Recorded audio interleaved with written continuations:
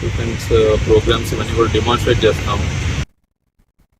AP రాష్ట్ర maritime board chairman Damacharla సత్య పుట్టినరోజు సందర్భంగా సింగరాయకొండలో జనసేన పార్టీ నేతలు, మహిళలు, కార్యకర్తలు, అభిమానులు శుభాకాంక్షలు తెలిపారు.